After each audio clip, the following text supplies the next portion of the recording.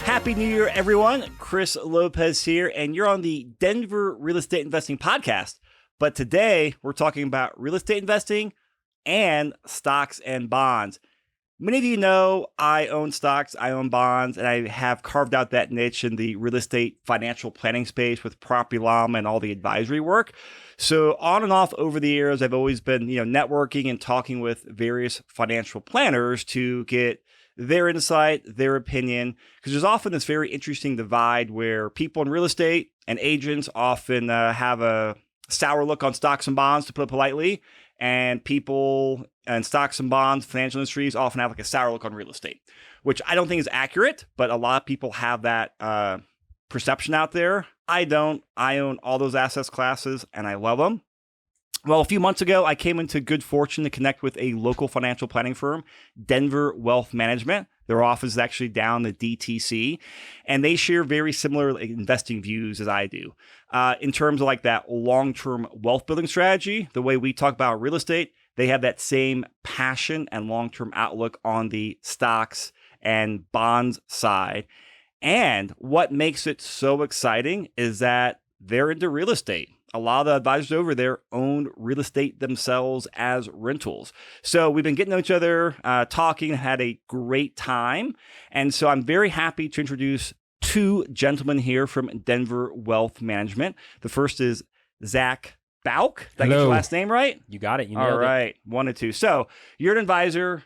You own real estate. You're also one of the partners at the firm, right? Or founders? Correct. Co-founded Denver Wealth Management in 2011. Awesome. So we're going to pick Zach's brain a lot. We also have Austyn Garcia, who's an advisor over there as well. Austyn, how are you? Doing well, Chris. Thanks for having us. So I want to give a little background on here and correct me if I'm wrong. I mean, you guys are, I said, you're in that long-term wealth advisor space, but both you own real estate.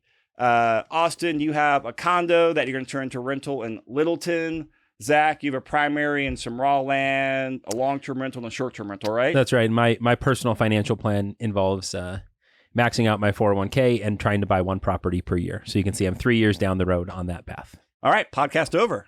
That's Easy. The plan, That's right? it. One a year. So I want to really kind of go back and kind of get how you guys got into financial planning, but how real estate came into there, because I kind of went the opposite route. My degree's in financial planning.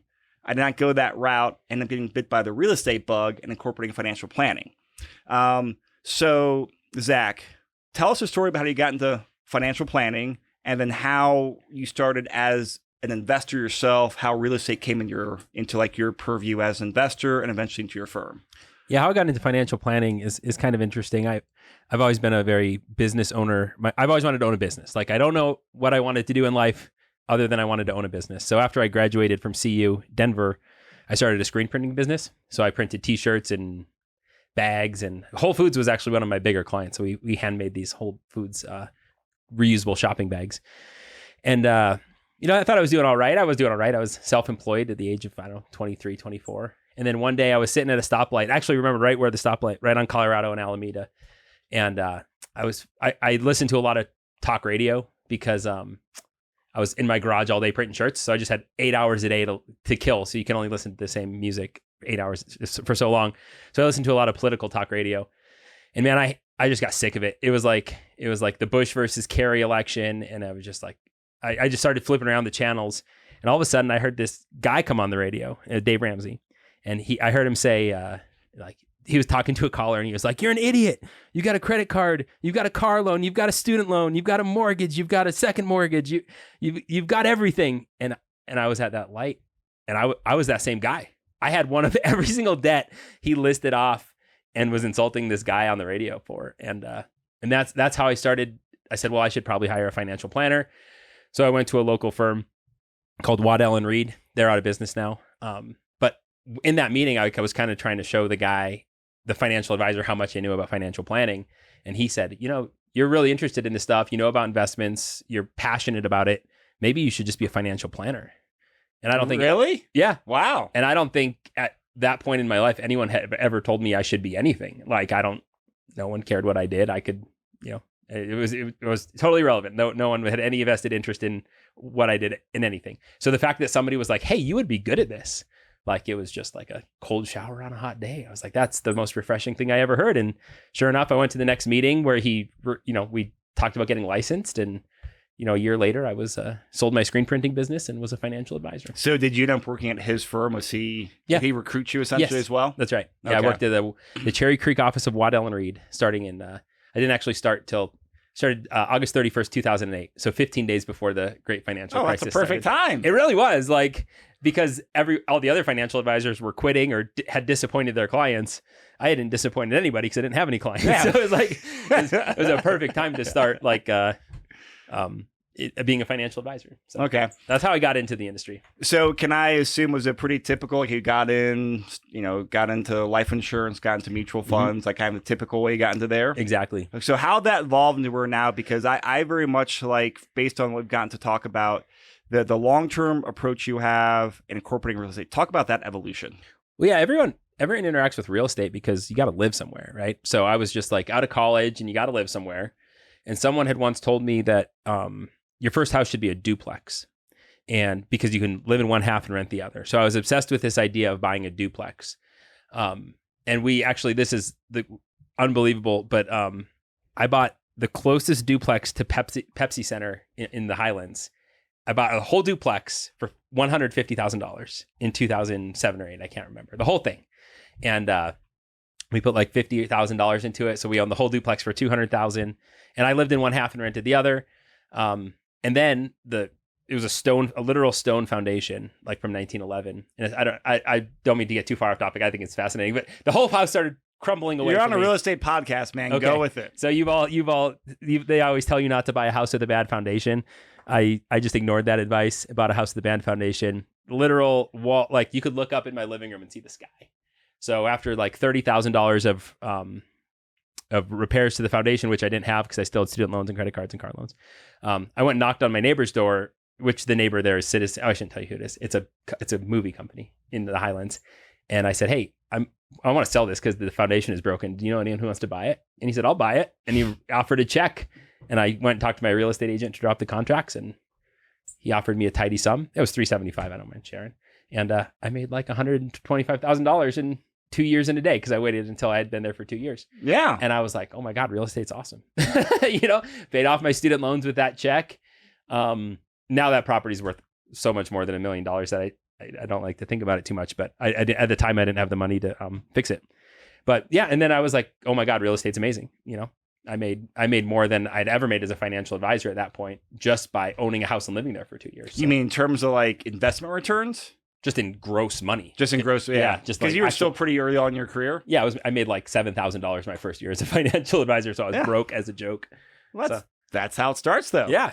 So, okay, so you're going through here. Like, how did that? Like, you get that. You're like, okay, you're investing yourself. You're advising clients. How did that progress into like the next step? Yeah, well, Waddell and Reed, which I wouldn't say this if they were still in business, but they went out of business like 2 years ago, which isn't surprising because it irritated the hell out of me and who's now my business partner, Blair. They forced us to sell proprietary products. So like we could, if you came to me and Chris, you wanted to like retire, I'd have to sell you a Waddell and Reed mutual fund, or I have to sell you a Waddell and Reed annuity. And we just knew there were better products out there, and it irritated the hell out of us. So finally we were like, well, we just have to leave. So that's why I said 2011. I don't know. I had a brain fart. We started our company in 2012, not 2011. In 2012, we went independent, meaning we didn't have any proprietary products. We answered to the SEC and we answered to FINRA, but we don't have like a corporate boss telling us what to do. And I would say it was just an evolution when you go interact with actual wealthy people. I would say this is like a Dave Ramsey thing. When you go see how actual wealthy people made their wealth, I mean, we just became students of the game. If you guys want to hear my whole story, you can check out our podcast where I tell you the longest version of our story. But I'm from North Dakota. I'm one of 7 kids. Dad was a truck driver. Mom stayed home. So we were incredibly not well off on food stamps and the whole thing. I did a paper route from 4th grade until I got a job at McDonald's when I was like 17. So I've been working a long time. And so if I meet a guy like you, Chris, and like Chris has a nice car and I'm your financial advisor, so I get to actually see Chris's net worth and, he's got all these rental properties and he's got all this money in the bank. Yeah, sure, I'm your financial advisor, but more than that, I'm a sponge, and I'm just going to sit here and absorb everything because I want to be rich. I don't want to be broke. I want my kids to have nice things. I want to have nice things. I want to visit, Italy and Europe and Asia. And so I just became a sponge. And that's actually how we started the Mind of a Millionaire podcast, is we just started sharing the stories of wealthy people. But I would say one of the most amazing things I saw was a lot of these people in their 60s had paid off real estate. And I know we're going to talk about the return on equity and everything, but from my perspective, when I see, you and you're 65 and you're wealthy and you're retired, these guys always seem to have one or two paid for rental properties that just send them cash every month. And it's a big part of their retirement plan. And I thought, shoot, I want that too. Yeah. I mean, a couple paid off rentals for fixed income is huge. Yeah. Like one or two paid off properties is oftentimes a difference maker for people. Yeah. So it was just as simple as, not following the math, but just following like, well, this guy has an awesome life and he's got a nice car and he's got a little money and he's got goes on vacations. Like, what's he doing? Okay, that's what he's doing. He's two paid off rental properties. I'm going to do that, and then from there, as now we're a pretty substantial firm. We have we're at 800 households that we work with. So we get a good wide array of people that we can, learn from. Yeah. And a lot of those people have real estate, and that's how we learned. And this is what I thought was very fascinating, because as we kind of talked about our respective, clients and our avatar demographics for type of clients we work with, we had a lot of crossover. In fact, both you guys in the last month or two, you're meeting with prospective clients or current clients, and there was that, 1 to 2 or degrees of separation between what they're doing and crossover some stuff I've done in real estate. So you have 800 households. Yep. What's the kind of your typical client avatar? Well, if you just do the math, our average household has $600,000 in assets with us. That's like the math of it. And whatever, you guys aren't going to come check our business. It's within that. The market goes up 10% or 5%. No, we're not auditing you there. I like to give accurate information because it's like my own peculiarity. But I would say our average client is in the 5 to 10 years before retirement or the 5 to 10 years after retirement. So like probably 55 to 75 is our average client. Average household net worth is probably in the $2 to $3 million range. Average account size, 600,000 to $1 million. And that would be our average. So that's like the most of the people we're talking to are in that demographic. Yep. But we have this whole other side of the demographic, which is what we, what do we call our emerging wealth group? Emerging wealth group. We also have, you got it. We were trying to come up with some cute name for it, I think. And then I think we just settled back on the basics. So it's just emerging wealth. And then we have a lot of folks in their 30s and 40s who are, maybe they just bought their house or they're planning on buying their first house. And now it's about having kids and saving for retirement and going on some sweet trips and having a car you're proud of. And and we have a big chunk of those clients, but mostly it's that 55 to 75, I would say. So what's the rough percent of your clients that own real estate, like rentals, that own property that's not their primary? I would say it's less than 50%, maybe 25 to 50%. And I only work personally with like 100 of the 800 households. So, but I would say in my group, it's probably, we'll just say around 33%.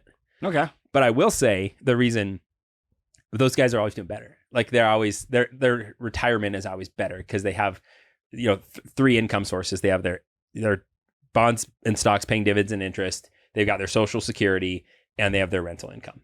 And that 3-pronged approach of income seems to do really well for those folks.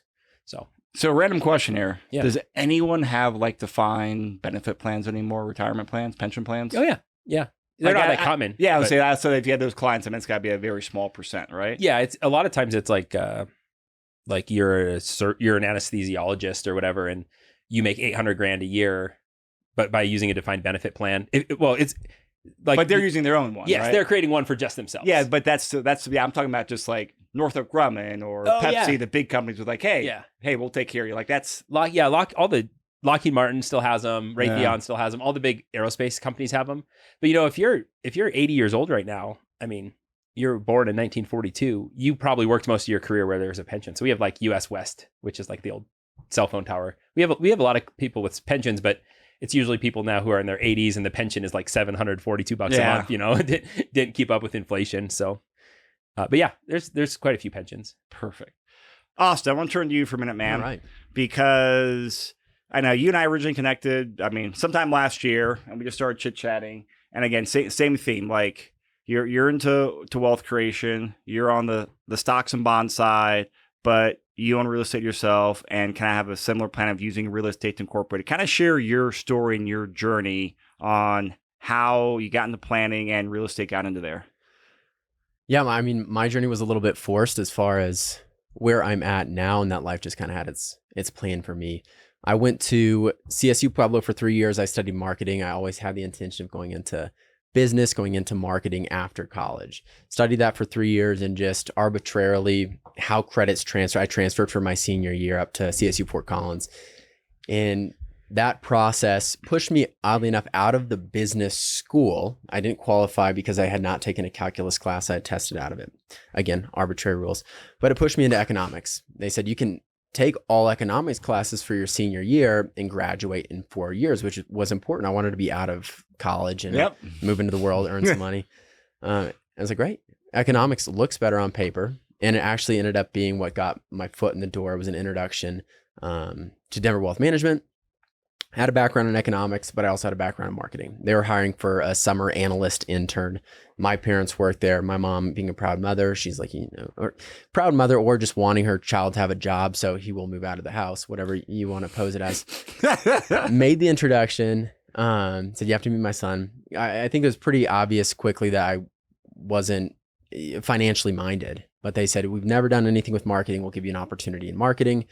For me, it was a resume boost. For Denver Wealth, it was an opportunity for us to try new marketing techniques. Some of it worked, some of it didn't. I showed up on my first day with a podcast microphone, and the expectation was figure out how to make a podcast. I did that for about 2.5 years. And in that time span, again, having no background in finance and truly no desire to go into finance, I really learned what it meant to be a financial planner. So there's the investment side of it, but there's also the financial planning side of it. And in the financial planning side of it, getting to know all of our clients, it's extremely apparent that you're following these folks through these huge transitional periods in their life, sending their kids to college, retirement, job transitions, marriage. You're truly a partner, and your job is to determine what their objectives are and create this. And it truly is a creative process of problem solving to create that roadmap for people to get there. And I was drawn to that. So 2.5 years into my time at Denver Wealth, Zach and Blair, the principals, approached me and gave me the opportunity, saying, if you want to go into financial planning, we think it'd be a great fit. And I knew that I had marketing to fall back on if I didn't like it, but I was up for the challenge. Took all my certifications, passed all my certifications in 2021. And the rest was history. And I just fell in love with the financial planning component. To Zach's point, it's that constant curiosity where you're meeting with these folks who are successful, and you get to delve into, well, what made you successful? And you learn across so many different avenues. You're forced to understand how different types of businesses function and the intricacies in everyday's learning experience. So that was fun. And then moving over to the real estate side of things, I'm a Colorado native. I grew up here. And when you watch Colorado real estate from the time that I was a child and my parents boast about what they purchased their homes at in Colorado and what they're worth now, there's always this expectation that the best thing that you can do in Colorado is invest in the market, invest in real estate. And the best thing about real estate too as an investment is you have a roof over your head. So after I got done with college, I was fortunate. I moved back home for a couple of years, saved up some money, and then purchased my condo in October 2020, which has been awesome. It's been a lot of fun to participate. I'm sure we'll get into it a little bit later, but my goal is to move into something a little bit bigger in 2024 and then rent out that condo because, we're financial advisors, we're numbers people, and it makes sense to hold that real estate asset in a broad portfolio instead of getting rid of it. Absolutely.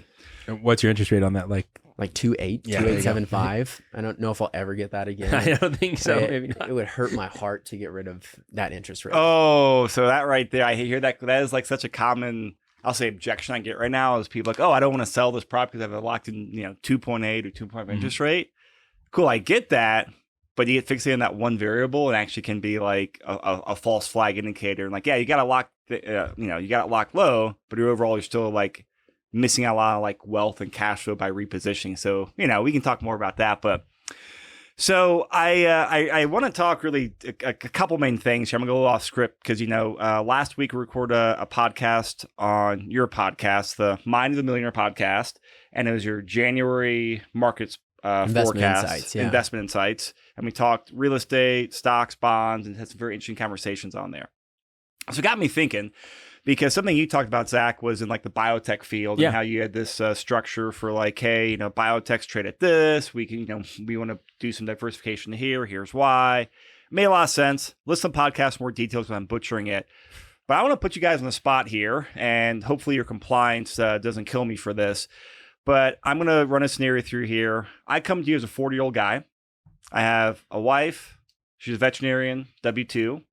No, not financially minded. That's definitely my department. We have 2 young kids, so I think I'm very much in kind of like your demographic in that range of net worth. I'm in accumulation mode. I own stocks. I own bonds. I own real estate. Real estate is definitely the majority of my focus, and I can get a better return there because that's the space I'm in. But I'm of the mindset. I'm curious how you guys would kind of handle this objection. Also advise someone from high level, because my general mindset is, hey, I put a lot of my active attention and money into real estate because I can do active stuff there. And when I have over the years done like mutual fund investing, I've done basically poor performance, net fees compared to the market. And years ago, I said, hey, I'm going to switch to index fund investing. And I've always kind of done a set and forget it index fund investing, in 401ks, IRAs, typical, nothing sexy, but just they're Vanguard broad market index funds. Not sexy, but all the typical like a cult. Advice. That's like a cult. Do you have a tattoo, a VOO tattoo? No, just the bobbleheads is all I have. Oh, okay. of Bogle. No, so but I kind of go towards just like I'm a keep it simple, stupid person. And so obviously I am probably more active financially than a lot of people are. But I'm kind of curious. Someone of that profile comes to you. And I have a bunch of stocks and bonds. And I said, I kind of follow the Warren Buffett rule. About 90%-ish is in index funds. About 10%-ish is in bonds and cash in that portfolio. Give or take, 5 or 10% right now in the market. But I kind of just follow that rule of thumb for like high risk, high reward, high accumulation. So I come to you with that kind of high level scenario. I'm kind of curious, like your breakdown process and how you take that stocks and equity side and start like parsing out for some of that. Hey, I'm high risk, but I also, from my own experience, I'm a big believer in kind of like high level set and forget it funds and investments. How's that parlay over to like creating more wealth in stocks? Because I want returns. I love it. So they're doing paper, rock, scissors over here. It's a new dynamic for us. We're usually the only two having a conversation. Now it's. And I always feel bad because when we started the podcast with me and Austyn, he was an intern out of college and didn't know anything about financial planning. So it was me just talking and then Austyn doing nothing. And now we're at the point where he is at least 50% of the podcast. Yeah. And I'm trying to make sure I don't talk over him. But I'll answer your question first and then Austyn, you can take and then I'll give my perspective too, because it's different. We all have different processes. I would say the first thing, I'm going to take a step back and what's the purpose of financial planning? For me, the purpose of financial planning is to have your money serve you so that you can live the life that you want.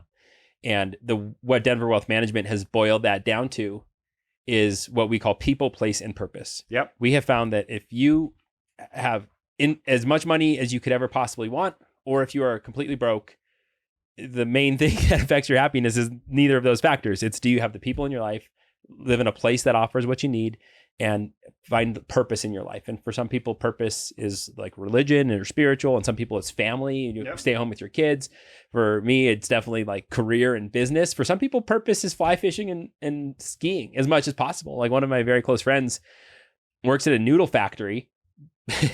I mean, now I know I'm going to make him listen to this podcast, but he because he wants to ride his bike and get tattoos and play video games. And he's perfectly happy because he has that people, place, and purpose, So that's the first thing I would ask, a hypothetical 40-year-old Chris and his wife is, what are you actually driving for? Because if we can get all of those things without some big number attached? Like, let's talk about that first, and then we can talk about how we get there with the numbers. All right. So from a high level to like, I'd say quantify it. Like I loved about $250,000 a year in passive residual income from investment income, not business income, not work income, but from passive income. Take some taxes away. Very comfortable lifestyle. I can pretty much do whatever I want to on that income. No problem. If there's more, I'll take it. If there's less, I can survive. But that kind of like the target. I'm like you, Zach. Like I like the game of career business building. Like I don't really play sports anymore. Like it's like career goals, investing goals, and family. Like that's the game I play for the rest of my life. And I enjoy it. So I enjoy that game. But I want that income. So I'm like, you know what? F you, F this. We can be retired from like just that, the lifestyle and little ego standpoint, but also from like, hey, if something happens to me, I always go, hey, if I drive home today going down 25, getting 470, I get hit by a bus, I want my wife, my kids to be able to like, at least have a comfortable lifestyle and not have to move out of the house and all that stuff. Yeah. So that's the high level of it. Okay. Well, yeah. And then, so as far as passive income and as far as like the original question, which is real estate, stocks, bonds, cash, and I understand what you're saying. Hey, I want a substantial passive income. So if you were in a meeting with us, we would really dive into what you said. Like, what are you going to do with your $250,000 a year?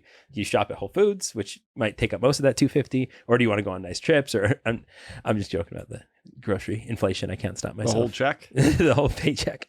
Blueberries cost $20. But what we typically tell people is if you're willing to put in the time and energy and work on your real estate, 20% is probably a good return you should be shooting for. If you can't make 20% on your real estate, putting in the time and energy, that's where you start looking at either stock market, which historically has averaged 10 to 12%, or a completely paid off, brainless income investing real estate, which can also get you 10 to 12%.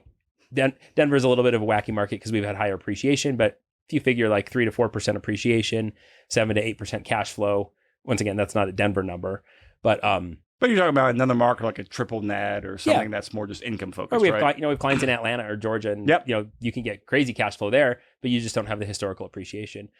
So for a person like you, I'd start with your goals. What are you going for? Okay, we're going for substantial passive income. How hard are you willing to work? I'm Chris. I'm driven. I'm going to work my butt off. Okay, real estate, putting in the time and energy and building the relationships and sourcing the deals and finding the financing. You can make way more than you can make in the stock market historically. Especially if you use leverage, especially if you're running your real estate like a business. I would argue it ceases to become passive income at that point because it's very active if you're involved in the inspections and the brain power of finding the tenant or whatever it might be. But a person like you who that could be their career, I would say, awesome, man, go for it. You will certainly make more in real estate than we will make in the stock market for you. Where the stock market comes in is like you're the same person, Chris, but and I'll never commit 100% of my assets to like one asset class. Yeah. I love real estate, but I also love stocks. Mm-hmm. Mm-hmm.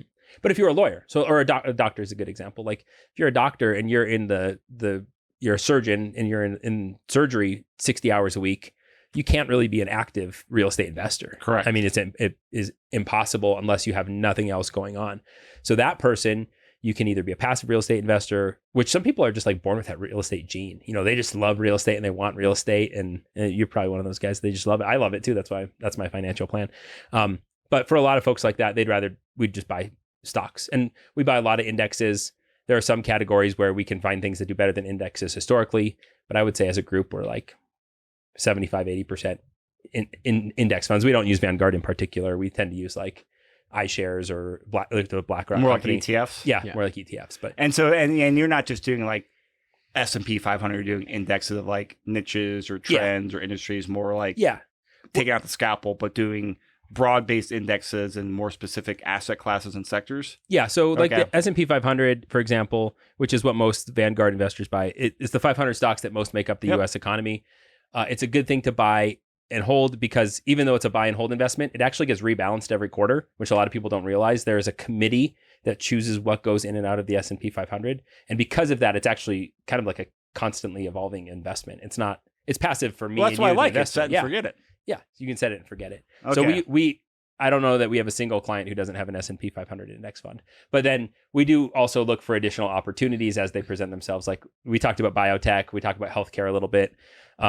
Energy, which is a little controversy because a lot of people are opposed to energy investments, but energy still even though it's been the best performing asset the past 2 years, is still like you can buy. I won't say the company. I was almost going to say the company. Don't say the company. Some oil and gas companies trade at 5 times earnings, which is like a fifth of what a large tech company trades for. Oh, they're trading outrageous right now. Yeah, or were. Yeah, so like if a big tech company trades for 25 times next year's profits, we can buy an oil company that literally trades for 5 times next year's profits. So we will take advantage of opportunities like that. Let me ask you this, and if you can't answer it, I understand. But okay, you know me, I come with an SP 500 index fund. Yeah. I'm an aggressive mindset. I'm not going to touch this money, hopefully, for 20 years. What's the broad like, hey, we would throw this percent into biotech, this percent into healthcare, or is that getting too much into like financial advising for a podcast for it? Do you want to take that? I can jump in. Okay. So if you came with just an S&P 500. Yeah, let's say I came with $1 million in SP 500. And to Zach's point, that's great. I think that's more than most people do. It's a good spot to be. From there, though, we're dissecting the purpose of the investment. So what do we want that money to accomplish? And if you said, Austyn, Zach, I want to be aggressive. I want more than the S&P's returns. We're going to diversify you. And a lot of it depends on where we're at from an economic and market standpoint. So you're going to see a lot more growth in tech-oriented investments in your portfolio. Yeah, I'm coming to you in January 2023. What'd you guys... I'm so curious. Like, I'm so fascinated by this. Like, I don't get to talk like... I started to catch up. Like, I'm so fascinated by this. The thing that I like, though, is, it's easy to look at tech and say, yes, I want to invest in tech. I want to invest in the big companies. But what you also have to look at is in owning that, it takes time. So for where we're at with tech right now, big tech, their expenses are so high with everything that they did in 2020 and 2021. They all started hiring like crazy. They went into full growth mode. And for investors in 2020 and 2021, that was awesome. It was great to see that growth. But now you're seeing the reverse of it, and that they're so, overcommitted, and they don't have enough income. So they're increasing the price of all these subscriptions. They're laying off all these employers to where owning tech as an aggressive investor, these companies are great to hold, but in 2023, this is January, so I'm still acclimating to the year, you might not see that return back, and you might not see it in 2024. And so you have to go into it with a mindset that you're willing to take that volatility to capture that long-term growth. I'm willing to take that. So I got 2 questions. So I'm curious about like the broad-based stuff, and also actually let me get more tactically first. So, for years, the risk-free rate of return was practically 0%. Now it's let's say 5% for round number. So I know that puts a lot of like different pressure on tech. So I'm looking down, hey, there's a risk-free rate has gone up, looking at T-bills and all that stuff. How does that impact like the tech space now from your perspective, or just general like aggressive investing? Tech hasn't been able to grow. I mean, as rates go up, borrowing is substantially harder for these mega tech firms. And that's why you're seeing these discrepancies in the balance sheets. And as those interest rates continue to climb, that continues to be a headwind for tech overall on a high level. That's going to be a headwind until we see those rates go back down, which in the long term is the Fed's objective. They want to push rates down. They want to create business. They want that free enterprise to work. But until that happens, tech is still going to be faced with this headwind. So it's back to square one where, yes, there's growth potential, but it's going to be long term. And I mean, going back to your original question, big tech's great, but we're also looking at areas like small tech. And I know we got excited about healthcare and biotech. Mm-hmm. And so diversifying you across these different sectors, we're long-term investors. We're buying companies that we think are going to produce in the long term based on your risk objectives. From a high level, I have $1 million in SP 500. What percent of that are you taking out of SP 500 and putting into more like these different investment baskets? 50%, all of it?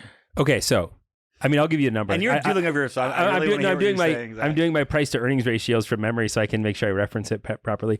So if you think of like the S&P 500, it is like the 500 companies. It's like almost like the 500 largest companies in America. Yep. So not exactly, but kind of. Right now, even with the market, the S&P was down 20% last year. The NASDAQ was down 33% last year. The crazy thing is that the price to earnings ratio of those large cap company stocks are still about 15% above their historic average. And the reason for that is because the risk-free rate was 0 and now it's 4. So the markets have completely stirred the pot up last year and got rid of, basically said, hey, when we had nowhere to invest money. So like if you were a retiree 5 years ago, bonds effectively paid 0 to 3%. No one bought bonds. We all went and bought stocks because the dividends paid 3 to 5.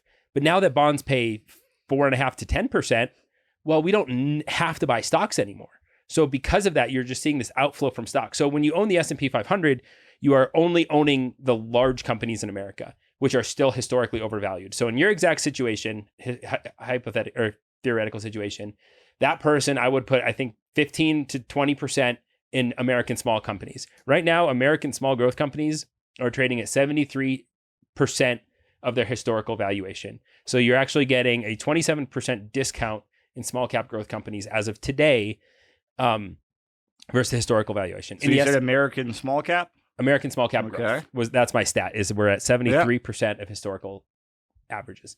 And if you're into investing, if you listen to podcasts, you've probably come across the name Kathy Wood, who runs this ARK investment fund. Her fund made, I think, 140% during COVID, positive 140%, because she was buying all what she called exponential technologies. That fund lost 68% last year. The market wants nothing to do with growth companies, which is amazing because after 12 years where all we heard about was like growth, unicorns, venture capital funds, billion-dollar funds. That's all we heard about for 13 years. And now it's like the whole world was like, we don't care anymore. And this, Warren Buffett quote that I love is be greedy when others are fearful. People are completely fearful in the small cap space. And it's almost like, to use the real estate analogy, the depths of the 2008 financial crisis. Like if you were sitting around with cash on hand in the 2008 financial crisis and you could buy some real estate, yeah, sure, maybe it went down a little more in 2009, but 10 years later, look how you made out. You won big time. So I'd say 15% in US small cap, 15% in US mid cap. Mid cap is, like a small cap company is usually one that's valued at 2 to 10 billion. And then a mid cap company, every like Morningstar and Russell all have their different metrics, but like say 10 to 30 billion would be a mid-sized company. And then large cap is over 30. And so basically the S&P 500 has a great long-term return. Every single one of our clients own it. We own the ETF though, not the Vanguard Index Fund, but it's not the best opportunity right now.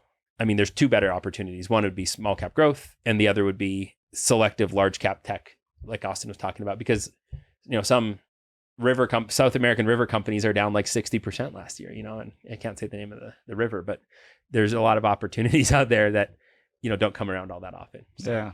Okay. And then, so I guess the religion of asset allocation says typically you have like 25 to 35% international.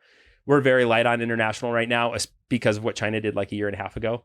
So what they did, if you don't pay attention to Chinese politics, is they basically went into all these Western companies domiciled in China and shut them down. Publicly traded companies too. So we're not, a lot of financial advisors are invested with diversifying internationally and abroad. We are not obsessed with that. We'll look for opportunities. Not in the Peter Schiff camp? No, I don't know the Peter Schiff camp. Oh, okay. I know who he is, but I don't know what. We got to have a dinner with the head of JP Morgan's David Kelly. He's the head of the JP Morgan Equity. And like a year ago, he said he put 100% of his 401k into international. Ooh. And that's been like the worst call of the last year. So the international is like a weird religion. Like I've been too afraid of international. I've never put it in there. And my philosophy was, you know what? The S&P 500, a lot of those companies are international. I get some exposure that way, but still through the security of America. I own zero international. Because the crap you said about China will happen. Yeah, there's a time for it. And there's a time for it. And the time for it, an analogy a portfolio manager used with me is like, if you have $1 million to buy real estate in Spain, would you rather the dollar be worth half as much or twice as much? Because you'd rather be worth more because then you can buy more Spanish real estate. He said the same is true in the stock market, so. So I want to pivot here. We got like probably about 15 minutes from the podcast because I think I could chit chat with you guys for like 5 hours on this. So if you don't mind, Zach, I'm going to pull some very rough numbers because, part of us getting to know each other and saying how we work. You put your properties in a property Llama. I did. You own a handful. And I have to say, I did that while I was wrapping up the conversation with you from like a month ago when we introduced. So great. If anything's wrong, I'm going to call it out. So we're not looking at wrong numbers. No, that's fine. Because I just want to say, because like I going back like 20 minutes, you talked about, hey, real estate, expect, a 20% return. I agree. I want my real estate to outperform the stocks. If I can't outperform the stock market, I'm like, why am I taking the risk of active management, tenants, toilets, liability? Why? If I'm taking that extra risk, I want to get extra return. So you, I think this is the place in the Highlands. So it's a place you bought, what, number of years ago, probably about 7 years ago, it looks like. No, that's the one down the street. Down the street. Okay. Yeah, that's a rental, single family. Okay, so rental. down the street here from the Locust office. Thanks for not saying the address. I appreciate that. Yeah. Well, it's not my first rodeo. this is a podcast number 460, whatever. Here's my point, though. You got, an LTV around 30%. So all our listeners know low LTV. You have a low cap rate, sub 4%. What's my cap rate? 3.8%. Okay. Our rule of thumb is 4%. You have return equity of 9%. And so that calculation is like the cash flow, appreciation, straight line depreciation benefits, plus debt pay down, numerator divided by equity in the property. I'm going to totally throw this question back at you. You had 9% return equity below the 20% threshold you said. Shameful. Yeah. How do you, and this is very common. Like this is the common, like I'm using air quotes, great problem Denver landlords have as they bought these properties, just massive appreciation. It's a great problem. So as we were talking about earlier, hey, you like the payoff product because they are strong income producing, but they're overall like low returns. How do you take that 9%-ish return, let's say it's stock market returns, essentially, historical. What can I ask you a cool question? What do you have for the Denver real estate appreciation percentage? Or like forecasted? Forecast in here 3% for next year. Okay. So, and I think next year Denver will be between, -2 to +3 or something like that. Historically, we're at 5-6%. So pretty common on there. So this is a snapshot of like 1 year worth of all those numbers divided over there. So this just jump down these are talking. I'm curious, like you hear that. How do you digest that? I think I should sell that property and buy an index fund because my index fund will pay me 12%. No, the way I know from a spreadsheet. Yes. Yeah. No, the way I think about it is like in my mind is it goes back to the personal side of personal financial planning, which is it just seems like people with paid off real estate and great cash flow, just their lives come together real nice. And then you can, like we were talking about with cash flowing properties that you could use cash flow with to buy subsequent properties. So it's almost, but the hypocrisy is apparent, which is if you could actually actively go get your 20%, it's obviously superior to a 9%. Yeah. So the math resonates, but the behavioral feelings resonate as well. But that's the fascinating thing about when you get into like wealth advisory like this. So this is what I just wanted to point out because you can understand the multi-dimensional aspect of it. And also one thing that I'll point out about this property too, this is like, I think how a lot of people get into rental properties is they buy a house, live there, and then move out. Yep. Which is what this particular property is. So there's not the added like additional work of buying and vetting and selling, which frankly I don't want to do. But you said you're also within that like 2 out of the 5 year capital gains exclusion rule, right? Yes. Yeah. I mean, so like with that aspect in there, that you have no capital gains tax burden, no need for a 1031 exchange, which are tough right now in the marketplace. I paid $375 for it. What do you have it at? 700? About 700. So I mean, about doubled. Yeah, probably worth a little less out, honestly. But we'll see. Maybe not in April. Well, I mean, that is spring selling season.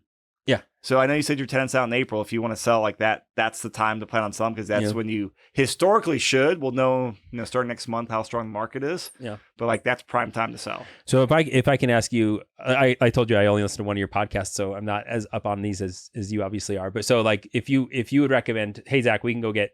Well, actually, let me just ask you. I'll talk as if I was your client. If I were to sell this property and come away with like $500,000 tax free, what would you think I could get in this market as far as a conservatively leveraged cap rate?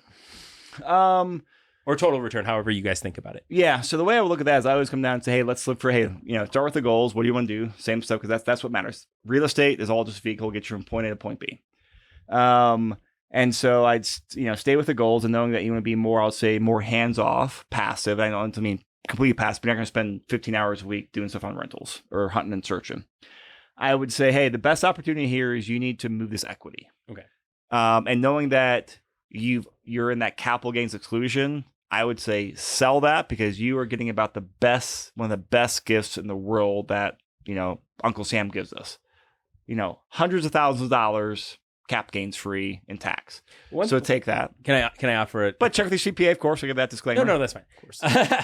Actually, I'm going to delete the podcast right before that disclaimer. No, but part of my mindset is you can always 1031 too. Is that a flippant dismissal of free tax money? Because what I've seen a lot of my clients personally do, they buy real estate, they hold it, they never pay their tax on it, and then they give it to their kids at the step up in cost basis. Yeah. So that was my mindset. It's like, I'll probably sell this someday, but I'll just 1031 into the next property. I would say, I mean, based on like, because it sounds like you could sell this before you hit that 5-year window.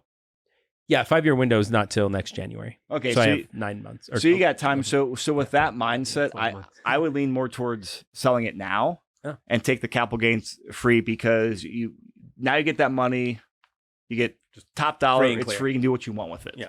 And now we don't have to deal with a 1031, because 1031s the last 10 years have been phenomenal. Mhm. You know, sell, trade up. Now with interest rates doubling, you go in there and buy a rental at 7%. You still make greater wealth creation, but cash flow is a lot tougher. You're putting down probably 35, 40% on more of a turnkey property. At least here in Denver Metro. So I would lean towards, hey, this property is already kind of like underperforming our rule of thumb benchmark. It's below 4% cap, below 50% LTV, below 10% return equity. That's my indication, like, hey, those three hit those numbers, sell it, move something else. Now, if you don't have the 1031 or don't have the capital gains exclusion, look at 1031 exchange. Look at the scenario, though, of just not doing 1031 exchange as well to understand that. But if you can walk away with a huge amount without paying capital gains, I would take the money off the table. And that gives you the ability to redeploy it back into other real estate in the future, into an index fund, back in the business for growth or whatever. I would sell this and take the money and then figure out how you want to reinvest it. And then you can go across any asset. What do y'all think about mortgage rates? Knowing that none of us can predict mortgage rates, is there a... Oh, I can predict pretty confidently what they'll do. Oh, tell me. I feel strongly in 2023 they will change. Good. And come down. Oh. So are you in the camp of like, hey, buy and then you can refinance down the road? Yeah. Oh. I mean, I'm of that. Like, you still have to weigh the pros and cons. Like, hey, I get the rate today.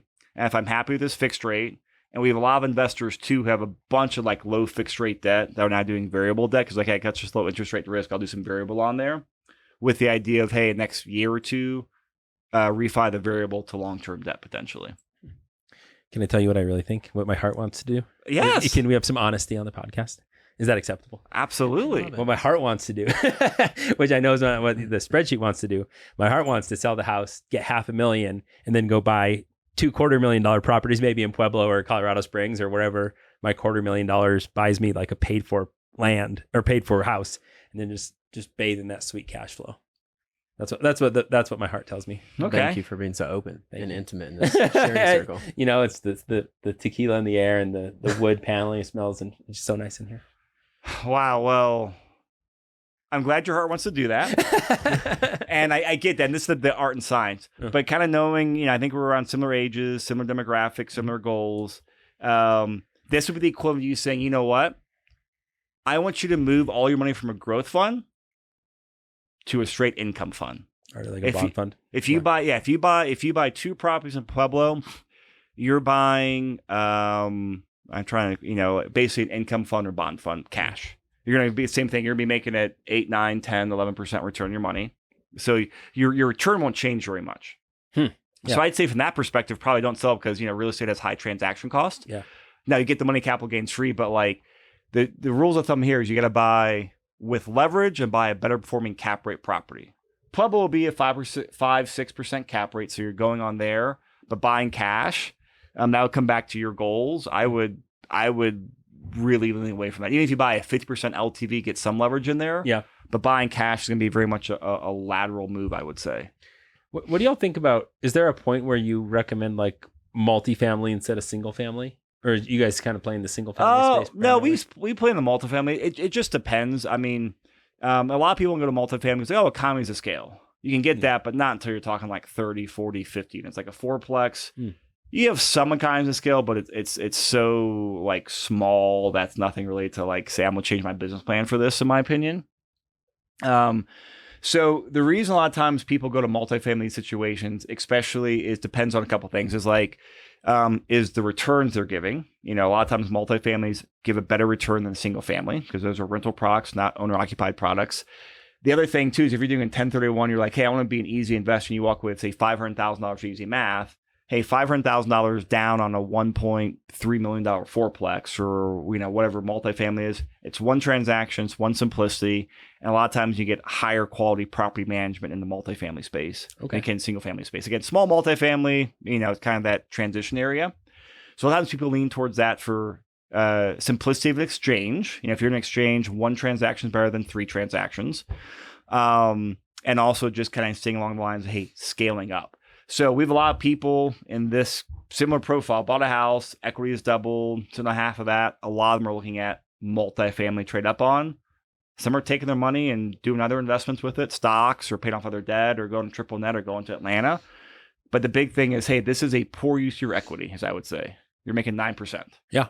Find something better with it first. Like, hey, where do you want to put it? And figure out what that makes sense for. Yeah. If it's in Denver, awesome. Here's the market. You go out there, buy multifamily, 5 to 6% cap rate. I would figure 35% down payment. And you go out there and buy a fourplex. What do you recommend for like, let's say I keep building my portfolio out in like for this property, for example, I don't know the exact numbers. I should, like the mortgage is $2,400 a month and the rent income is like $3,000 a month. So I've got like moderate cash flow. I'm on a 15-year mortgage. I don't know if that's represented in there. What do you recommend people? I have my answer as a financial hate planner. 15-year mortgages, by the way. I know. I regret it. Okay. But, I used to be on. Well, anyway, it doesn't matter. I used to be more hardcore about the Dave Ramsey thing, and that's why I bought the 15-year mortgage. Like anyway, but yep. What do you guys? I have my answer when my clients ask me this, but I want to hear your answer as a real estate guy first, financial guy second. What do you recommend for cash reserve? So if I'm positive, let's say 500 bucks. Okay, so if I just had a couple grand in there, knowing that my guy is paying on time and 6 months of everything, 6 months of mortgage payments. So like 18,000. Yeah. So that would, so my rule of thumb is 6 months or 10 grand, whatever is greater should be the minimum. Okay. So you just keep in that account. Yeah. I mean, different people have different philosophies. I kind of keep it cash and checking. Mm-hmm. I'm pretty boring. Hey, cool. I'm losing to inflation and interest. I don't care. That money to me is just like operational insurance money. It's to make sure that I can make money in 30 years, not lose my place in 3 months. I look at that way. But talking to a lot of people, I'm looking at the meltdowns from 2008, 6 months kind of was like the maximum time window on average where, hey, if you need to go in there and, fix a place and sell it or reposition a tenant or whatever, that gives you enough time to like go out there and make a smart move on the property. To me, it's 6 months plus. And I tell people, like, if you don't have that, you should not buy a property right now. Unless you're very high risk and you're comfortable with that. But as a rule of thumb, minus 6 months. Yeah. 6 months or 10 grand, whichever is greater. Because if you got a place with a small mortgage, like, cool, well, keep more than 3,000 in account. Yeah. But yeah, 6 months.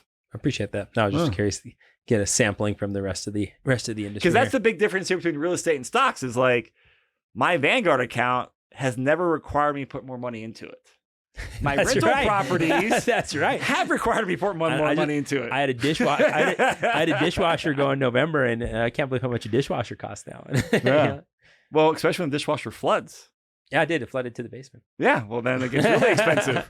So that's his. So I mean, I would sell it. You can prime time the market in the spring and put the money somewhere else. Back in active rental right now. Not I would say, especially with your inclination in the stocks and real estate and looking at what Denver real estate will do for a bit, I would sell it and move it either towards like a stock investment because you know that very well and the return should be similar or greater. Mm-hmm. Or look at some type of like bigger passive real estate investment because those are giving good returns right now, again, with the passive easy button side. Yeah. It just made me think of something that is fun. It kind of goes back to the like, do you get wealthy, like taking other people's experience on how they get wealthy? There's this really awesome stat, and I wish I remembered it. You might remember it from one of the podcasts that we did 4 years ago.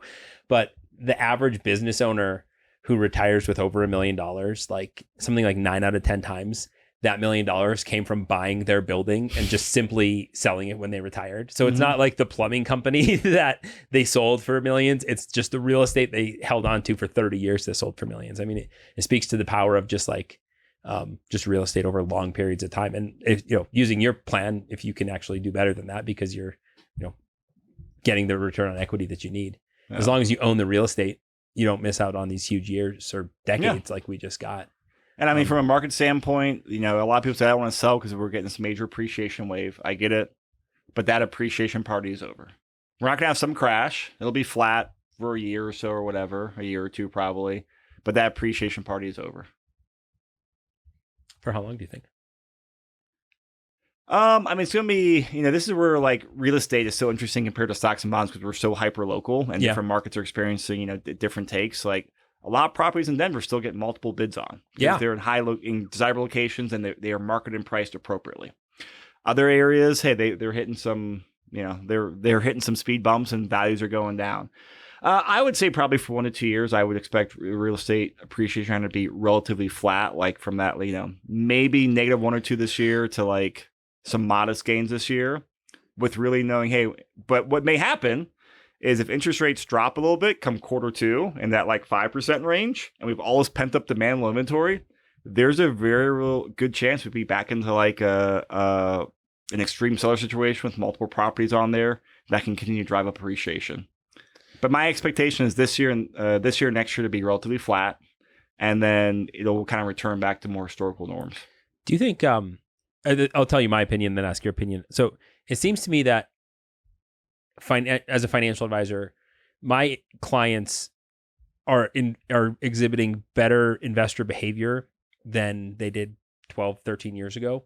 And I don't know if that's just the market I'm playing in or the fact that, we've only had this modern economy for 100 years. Like we haven't always had like this, like everyone buys a single family home real estate economy. It's relatively new. But the thing that it has been impressed upon me with the real estate is I know so many people like me or like Austyn who truly look at the market dropping and say, this is an opportunity. And I don't know that it was like that 15 years ago. Do you think people are changing, or do you think we're just playing in a different part of the field that has always kind of felt that way? I know that's such a good question and hard answer. I mean, because, I think it's a couple things. I think there's a lot more education out there for people to have that type of like education out there. I think the other side of it is that since I'm of that mindset now in that space, I'm more aware and I attract more people with that same point of view. So I think it's part of the population changing, but more like just my own, more me changing, and along the lines like, hey, what your net worth is the average sum of the 6 people that you hang out with net worth, that type of philosophy. I think a lot of it comes down from the market change, but also just like the personal growth, and you tend to be with those people and see those opportunities as well. How much of that has to do with experience though, Zach? You mentioned you started out in 2008. And so a lot of the investors who you're working with experienced 2008, experienced 2009. They've been through these drawbacks to where now in 2022, how much of that plays a part in that they see it more as an opportunity now because they've withstood the volatility in the past? Yeah, no, I don't know. I just think of like Great Depression parents, if you're like people who grew up in the Great Depression, they never got over it and they would still like, save the wrapping paper or whatever, save the tube of from the toilet paper and do something with it. And I wonder how much like our current environment is like, oh, we got through 2008, it was fine. And we got through COVID and it was fine. So I'm sure this will be fine. Yeah. I wonder if that is the answer, is like this generation now has the experience, but maybe the 20-year-olds won't, maybe the 20-year-olds have a different perspective on it. So I don't know. I'm just curious if, as a real estate guy, you saw any different behaviors. It's hard because I wasn't in the real estate 12 years ago. Yeah. So I don't have that experience. But just sell everything, put it in crypto, and best move for 2023, right? Yeah. Well, yeah, that's what I've been telling people. If you want to buy the best performing, because if you want to go up. No, if you want to buy the best performing asset class of that past 10 years, it's a cryptocurrency that everyone knows the name of, which I'm not going to say. But you can't just look to the past. I mean, you have to look to the future. Yeah. But if you just look on historical returns, it's a cryptocurrency still, even with the huge drawdown in 2022. So I just looked at the time, guys. We got to wrap up, or we've been jamming for like close to an hour. This has been fun. Yeah. We could debate this all the time, but I thoroughly enjoy this because we've been talking real estate, stocks, and just we have similar goals and outcomes, but just different like paths to get there and interesting insights. So we'll do more of these. We got a webinar coming up February 14th that goes in more of a structured way, look at your global portfolio. Details will be on there, so check it out. But if you guys have any questions for me, reach out. But most important, if you guys have any questions for Austyn and Zach, their contact details will be in the show notes, or go to denverwealthmanagement.com. get in touch with them. Obviously, you know a lot about their philosophy and their expertise in that field. So, guys, thank you so much. Thanks, Chris. Yeah, thanks for having us on. This is always Appreciate it. fun.